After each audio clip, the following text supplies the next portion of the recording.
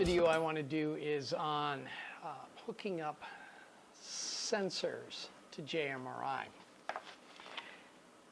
So in order to have signals, you need to know where trains are at. In order to know where the trains are at, you need some type of detection method or a sensor in JMRI or on your table in general to know that the train is in the area. And that's what I'm basically going to do, is discuss some of these things. I'm focusing mostly on JMRI because, well, that's what I use. Two, a lot of people ask questions about it, and there's very little information about it. And I thought it would be kind of handy if I was to actually share what I know and what I've learned about setting up sensors. Now, to set up a sensor, first of all, you need some way of detecting the train is in the area. Most commonly used is CT coils, which basically, if you're on a DCC system, by the way, if you're on a DC system, well, I'm sorry, I don't have an answer for you on that, because the CT coils, you need AC current passing through the CT coil to generate a small current which could be detected. And basically, it picks it up on some type of detection method. Some examples of that, this is NCES detection method. Basically, the feed wire goes through here. As the train passes through, current's drawn, it creates a small amount of current and feeds back through the system. Digitrack has basically the same thing. You need this coil here, and it feeds into this system here, which feeds back through local net, and that gives you a detection. And that can be read by, because this system can be hooked up to JMRI. Let me grab that in a second. This can be hooked up to JMRI. JMRI can take the interpretation and create a light on your CTC panel. Same holds true with a lot of different companies. This is another example of one. That one uses basically infrared. This is one that does not connect to a local net or anything. It's just a local area. So basically, you have these photocells, and as the train passes over it, it says, hey, I'm positive, and you might set up something like a grade crossing or something like that as an example of doing that. And it would respond. You'd have a timer on there or something like that. You can use that same thing doing the same method, and I'm going to show you how you can modify certain things. Geoff Bunza, who is an electrical engineer. I am not an electrical engineer. I have expressed this multiple times over, but just want to share with you, I am not an electrical engineer. I do work with circuits at work.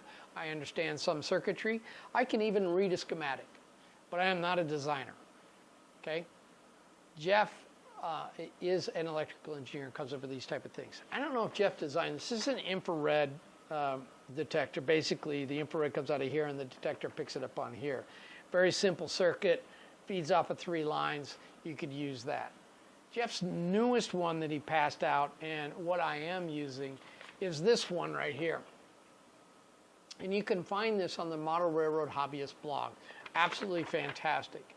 This one is called the PD-L6 board with components. So, what this does is this is an ambient light detector. So basically, these, and there are 2 detectors on this board. These 2 right here detect the ambient light. Example, I have it right here. And what happens is when the other sensor, the other one, the emitters here, pick this up, what happens is, I don't know if you can see that. Oh, there we go. Got to hit the right one. See the light down there below? As my finger covers over it, it detects a difference in the ambient light, and that sends a signal. I'm going to use that. I'm going to modify it a bit because I'm using Watchman from RR circuits as my method of getting the information to JMRI. And we'll talk about these cards in a minute, which again, this falls into that same category too. But this is an ambient light detector. It does not mean it needs to have bright light. It just means it's detecting the ambient light and a change between those 2 detectors and saying, I'm equal, I'm not equal. That's all it does. And that's what this little chip on the board does, is it basically says, I'm equal, I'm not equal. And when it's not equal, it closes the loop, and it goes from a high charge to a low charge. That's all it does. It's fantastic. Excellent, simple design. These commercially available detectors that are out there range from as low as about $15, I'm not sure what the NCES one, it might be a little cheaper than that, to as much as, well, some of them reach up to 30 bucks. Now, to be fair, some of those already have everything you need to detect it, to connect it to local net, and so it might be comparable to what I'm doing. I'm not saying here buy this, buy that, or anything whatsoever. I'm just saying that your price range ranges from about, well, Geoff's design here, it's going to cost me maybe a whole $8, $9 to hook up each sensor. So each sensor costs me $8. So if I have 10 sensors, that's going to cost me $80. Okay, kind of giving you an idea what it costs. But going through that whole process, I'll explain how the pricing works out later on. But basically, all this does is just detects lights high, lights equal, lights not equal. That could work well in low light situations because it's still detecting lights equal, lights not equal. So darkness is not necessarily a negative thing. So it doesn't need to be ambient light in the sense of what you're seeing right now of seeing me on the video. Each one of these boards runs about $4.80 for the base board. So what that means basically, and I like organizing this just a bit so I can actually go around. You can get these circuit boards. You buy 3 of them at a time. They work out to, they're like $3.80 a piece. And so for 3 of them, that works out to about $1.25 a piece roughly for each one of these boards. Then you have some resistors, which are, depending on how many you buy. Like for me, I buy them in lots of 100 or more, and I can buy them from Mauser in bulk. I pay pennies for them. So, but if you pay 10 cents a piece, that's a fair price for the most part. You can get them from Digitrax for that price, 10 cents a piece, and you buy, 3 of them for 30 cents. So that's why I'm using that price. So I'm saying that to build one of these sensors will cost you about $4 and some odd cents by the time you buy all the circuits that Geoff's got on the blog that's on there. Now, if you want to use it just the way it is, what it's designed to do is basically have these 2 detectors and you have a light. And these can be longer things. I just put them together because it's easier to work and test different ideas with them all compact. But, these can all be set up on wires, which is what I'm going to do eventually. But I just want to give you an idea of what you're going to cost is buying them just like singles or 3 of them at a time. It might cost you, okay, $4 and some odd cents. I buy them in bulk because I do a lot more of them. So to be fair, my cost for these is hitting close to about $3. So $3 for 2 circuits, which means I get 2 detectors. And at that price, I'm also getting each detector's costing me about $1.50 to set up. Now, these detectors have to go into some type of method of getting connected to JMRI. I'm using RR circuits. These cost about $45, I think, a piece, and you get 8 connections on there. So if you take that 45 and divide it by 5, that's what it takes. So you're running, say, $8 to do a sensor. On a small layout, that's not bad. You could have 8 detections. You could have all the signals set up, and JMRI can run everything for you. This little deal right here is about the same price as this. It might be a little more. And then there's several other products out there, but basically all they are is this is an input-output board. That's basically all this is. it happens to be designed to work with CT coils, so it has an amplifier on there so you can amplify the signal from the CT coils, because CT coils send current in millivolts, really small amounts. So it boosted it enough so that you can detect it and then sends the signal on to JMRI. The other advantage of this is it's very customizable, which is why I like that over buying something from Digitrax or anybody else, is that this is very customizable. I can use this as a driver, I can use it as a detector, I can use it to do different things. So I kind of find this to be a little more flexible and handy for me. It basically connects to the computer through local net via a serial port. And my whole layout has simple serial wires going all the way through, which connects into the gateway, which connects into the computer, and that's how I get my signal back and forth. All that complication, I'll explain it later on as we move in through this video series. Basically today what I want to do is just lay out what it takes. So basically you need some type of detection method, CT coil, whatever. Each of these methods has advantages and disadvantages. There's no perfect detection method. CT coils. I use CT coils. I have a couple CT coils on my layout. What I've discovered with CT coils is they're really nice, but because I have feeders every 6 feet or between every 3-foot section of flex track, what happens is as my locomotive moves down the track, I would lose the signal as it goes farther down because it's pulling current from there. And remember, the CT coil is only pulling through the feed. If I pull it through the bus line, it's going to detect it no matter which end I get on there. And one of the advantages of having detection and having it at both ends of the block is I can use logic so I can explain which way the train is going on the layout on my JMRI panel. Now, you may not need that and you just want to use it. Well, okay, single CT coil through the bus line, that works fine. But then that means every block has to have its own bus line. Just saying, that's what it requires, okay? Nothing wrong with that. Infrared works really well, and except for I find that bouncing has little problems. If the car is dark or it's an uneven surface and it doesn't really pick it up real well, and I've seen it before where an infrared detector will not detect a car, and it has to do with the paint on the bottom of it, different things like that. I'm not saying it's great, I'm not saying it's bad, I'm just saying that's just what happens. The other thing that infrared has a problem with is fluorescent lights. Fluorescent lights emit infrared, and sometimes your detectors will pick up the fluorescent bulb light. Not all the time, but it is important to understand, hey, that's a limitation you might be dealing with. These ambient light detectors work pretty well. Low light, bright light. I have not tried them in a dark tunnel where infrared shines really well. So do CT coils because they don't depend on light. So that being said, there is no perfect solution.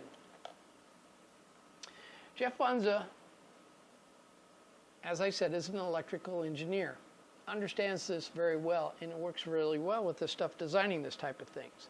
That doesn't mean I'm not capable of figuring out some simple things with a multimeter and begin to change things. So in order for me to get this and this to talk to one another, this basically sends, Geoff set this up, that the voltage limit on this is between 18 and, well, I actually tested it down to 2 volts.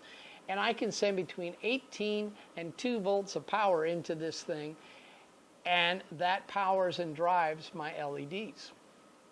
Well, that's great, but this was designed to work with CT coils, and as I told you earlier, CT coils work in millivolts, really small amounts. But that doesn't mean I don't want my LEDs to work either. So what I'm going to do to modify this for my need is these 2 outputs, I'm going to hook up a wire and an LED.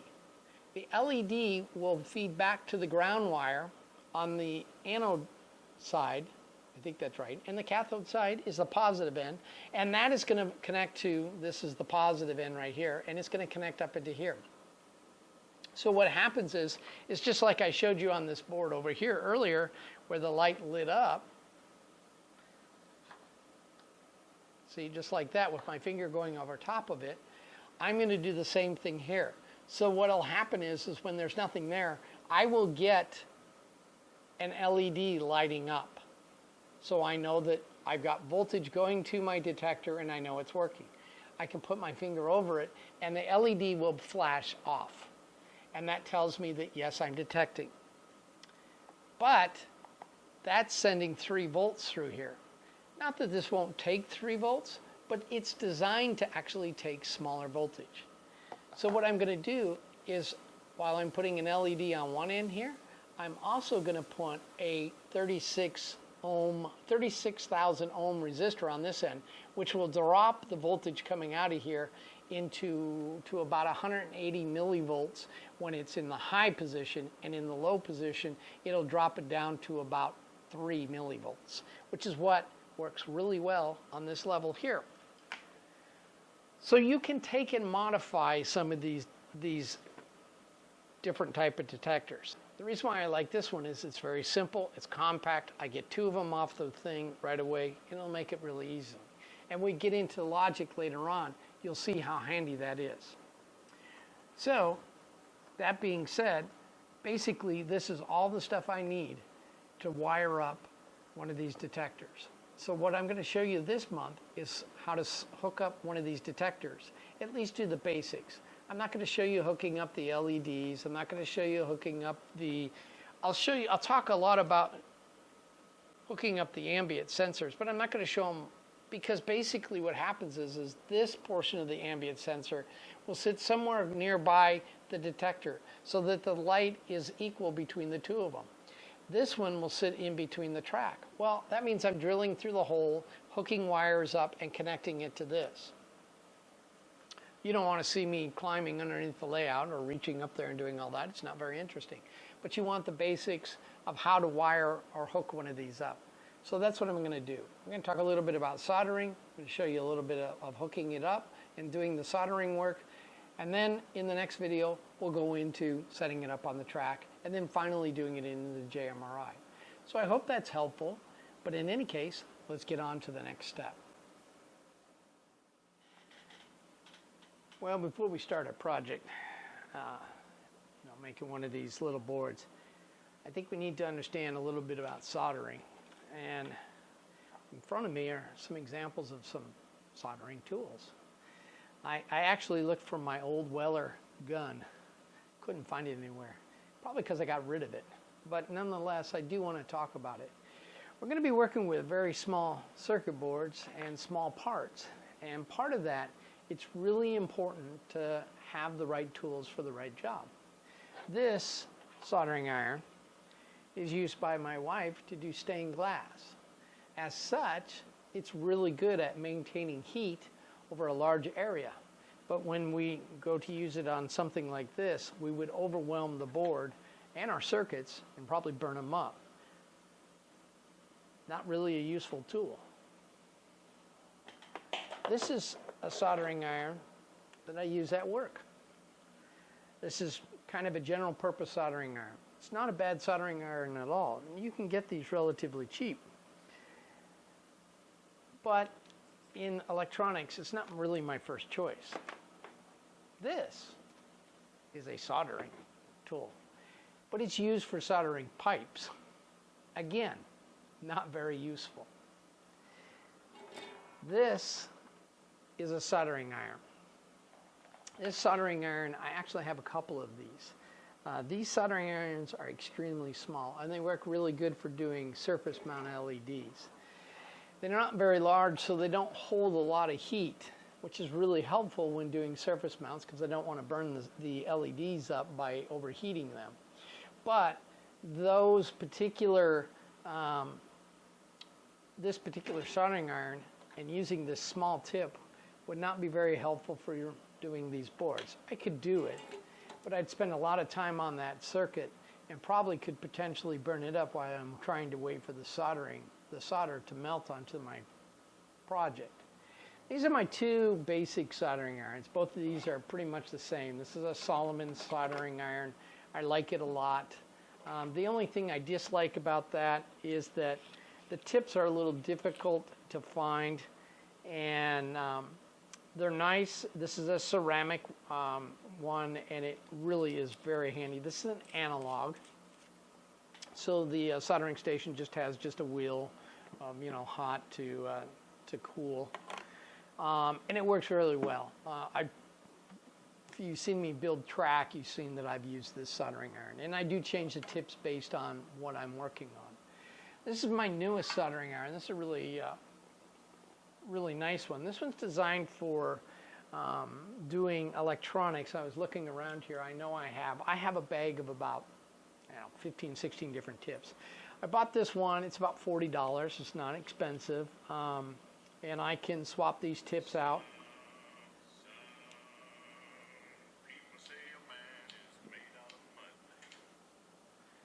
Sorry about that. These soldering tips, what I did is because of the experience with the Solomon, I got this one, and I looked for a soldering company that would use multiple different tips. This is a Xtronic soldering iron, and if you're interested, this is a 3040 XRL 30. This is a digital one.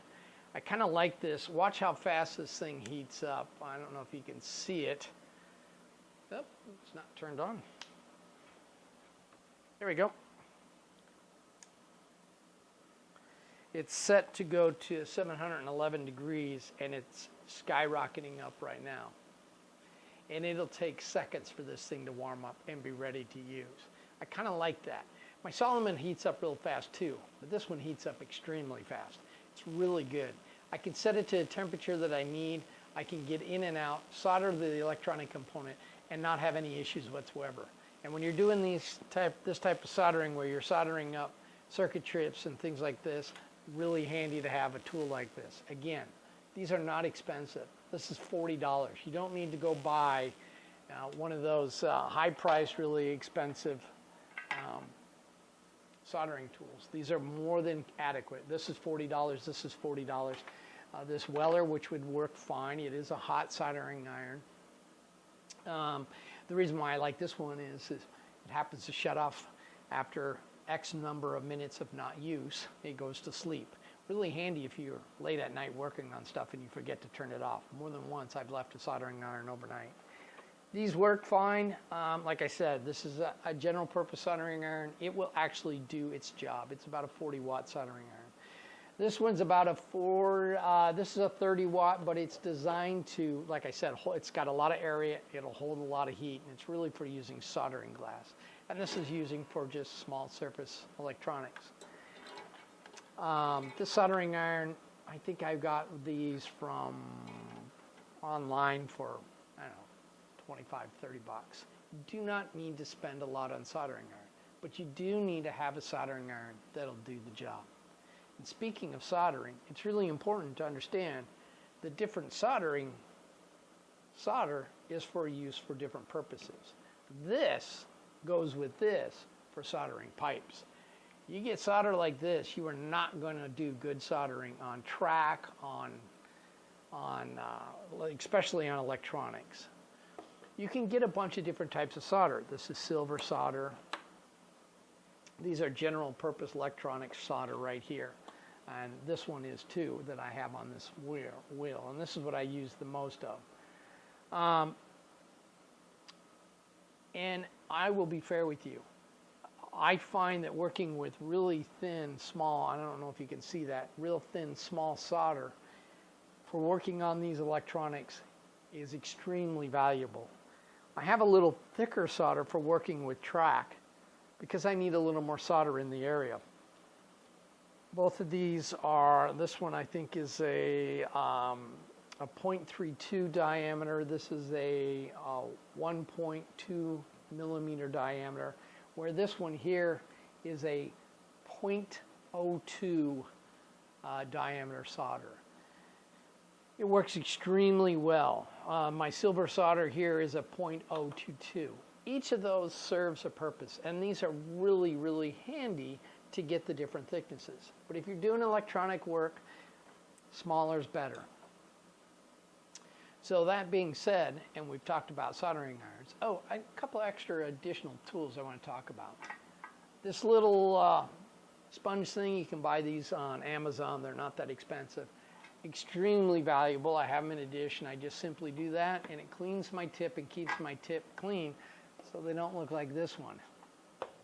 2, flux. You can get it either way. This is a liquid flux. I basically dip this out onto a tray, and then I use just a simple toothpick, pick up what I need, and just put a little bit where I'm working. This is a little more fancier thing. It's simply a tool, a soldering fluid in a pen, and this works extremely well too. And I basically just get this up, get it with a little solder, and I just touch the areas in which I want to get the solder to flow. You cannot do electronic soldering and get good soldering, good soldered parts without using flux. I'm sorry, there's just no other way around it. You can get this liquid flux. It's dirt cheap. It's not that expensive. The pens are a little more pricier, but I find them handy. And I use this for my track work too, because it's really nice just to simply run the tip down around the track where I want to solder it in. That being said, let's start working. Okay, so this is the board that we're going to work on. And as you can see, Geoff, when he designed this board, he actually had him silkscreen all the information we need pretty much on here. The only downside I see, you can see here the positive and the minus for the power output, but these sensors right here, they don't give us the information as to which order they need to be soldered into. And with these ambient light detectors, there is an anode and a cathode. The longer one is the positive and the shorter one's the negative. Now, Geoff does give us a photo of this in his, I'll flip it around the other way so you can read it. Does give us a photo of how it's wired up, and you can tell which one is the longer and the shorter. So this being the longer, so this is the positive right here. But on these, which are exactly the same as this portion, I'm not sure.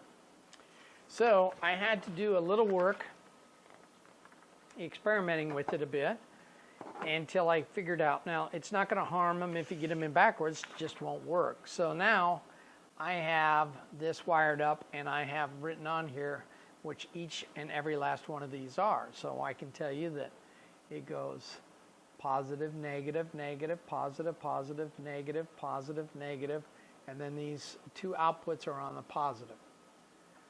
So that being said, that's how I'm going to basically wire this up, and I would then stick these appropriately. So this is the positive right here, just like so. That is the positive right here, going like this. And then on T2, which is this top one, the positive fits right here, and on the bottom it goes absolutely opposite, right, like so. No big deal. Then this is your positive DC in and your negative DC. This circuit, and again, I don't want to bore you with all the information, but Geoff's has tested out for basically between 18 and 3 volts DC. I've experimented with a little bit. I was able to get it to actually work on 2 volts DC. On my layout, I have 12 volts, and I use this little buckboard, which is basically DC comes in, DC comes out. And I turn this down so that I'm only feeding these sensors with about 3 volts of DC power. And so I have these buckboards basically coming off of I actually just run a pair of 12 volt line into here, connected up, and then I just feed 3 volts out, and then I use some quick disconnects and connectors, suitcase connectors, to pull the power and into each one of these. And then to make it a little more handier for me, I use these power connections, and these are quick disconnects, and that allows me to basically put the power in and out. So I'll solder one of these on, and then the female portion comes in just like so, and then they can basically just plug them in and unplug them, and away they go. So I'm spending a little more than just to make my life a little more easier for wiring this up. But let's get into putting this circuit chip into here. So these are how the circuit chips come. You order them like this, and they come just like this from the source, Kijiji. And I just simply take a chip out. And if you take a look at the chip, you'll notice on the drawing here, we've got a little notch that shows right into there. And if you look at this chip, there's a little notch right there. That notch and that notch match up. So these basically just fit into here. Now you'll notice that they're a little wide, so what I need to do is just kind of roll them on the table just a bit. I'm trying to just kind of straighten them up a ways, just gently, so that they're kind of straight. And then I just will set these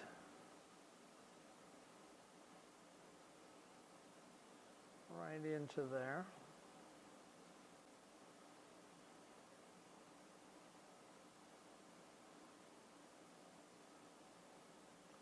You know, this does help if I put my visor on and I can see what I'm doing. Oh, I'm not quite. Need to straighten these up just a little more. There we go.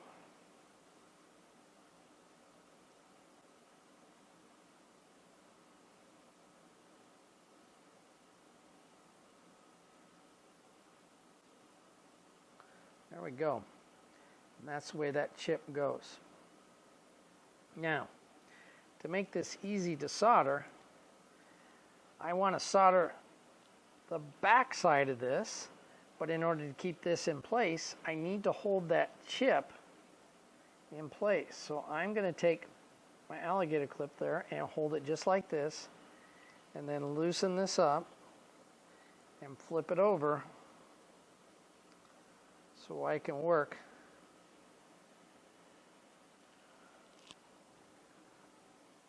just on these points right here. Now, it's not perfectly straight all the way in there, so I'll probably have to spend a little time manipulating, but what I'll do is I'll just solder the first one into place, this one down here by me, this one right here, and then I'll go back and solder on the other side over here. So I'm going to take my soldering pen, or you can use regular solder, it doesn't matter.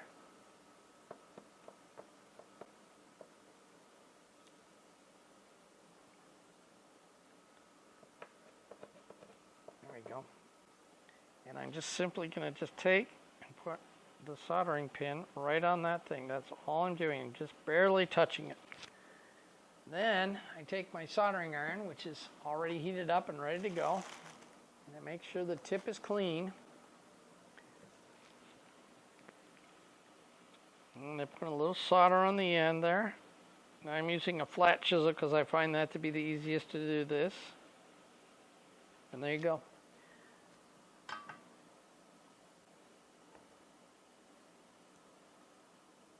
Let's see if you can see that.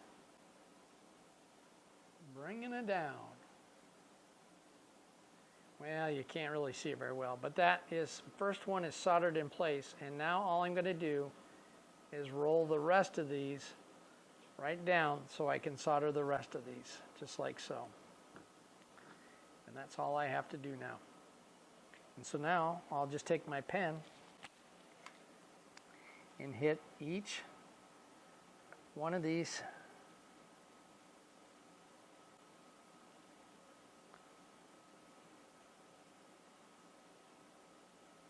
pins, but just enough flux to get it to flow. And then I just simply take this and I just solder away.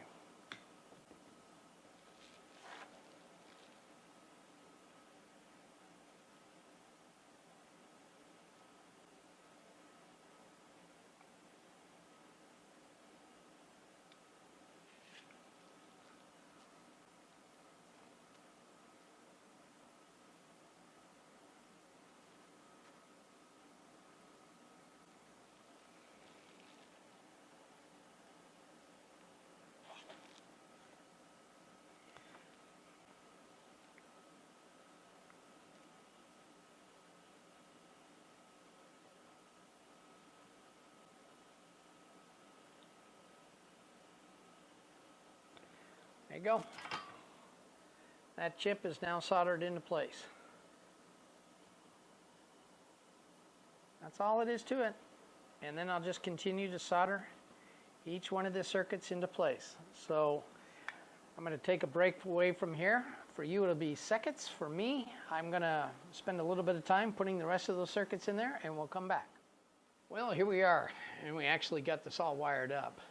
You can't see the wires all down on the floor, but I will kind of lift this up a bit. So my red and blue wires match up. As I said, I like to match, make this coordinated, so when I'm working on something or I have to come back and troubleshoot, it's really easy. So one set of these sensors is red and blue, which is positive and negative. So red's positive, blue's negative. And the other set is green and brown. Yellow and brown. And that way I know which is the emitters and which are the standards that are being set. And then the purple is my connection to my Watchman. Now, to reduce these some, I have 36K ohm resistors in here to reduce the electricity down, so I'm not sending tremendous electricity into the Watchman. I don't have to reduce it. It's only 3 volts that's going there, but I just thought it would be easier, and besides, it's used to seeing CT coils, so I thought, well, if I use the voltage around 180 millivolts and then dropping it down to less than 3 millivolts will make it easy for me to manage it. You don't have to. It's just something I decided to do because it matched my CT coils, which I'll still be using. So it doesn't make it confusing for me when I'm working with it. And it's just a resistor, a couple pennies, no big deal. But in any case, here's the wired circuit now. You can see it's all wired up in here. And as I touch this, you can see the green light come on. And the same holds true on this one here. And that's how I know it's working. So this actually, I've already set it up, and off camera I hooked it up to JMRI to make sure I had everything functioning correctly, and it was working just fine. So right now, this is all ready to be hooked up onto the layout. Again, as I said before, I have 12 volts around the whole table. This buckboard here will reduce it down to 3 volts, and it'll actually carry probably about 8 or 10 of these little sensors with no problem, and that's how that gets done. So this is step 1. Step 2 will be actually installing it, and then 3 will be putting it on into JMRI. I may tie those last 2 together depending on how long the video is. But in any case, I hope this is helpful, and we'll come back to sensors next month. So until then, happy modeling.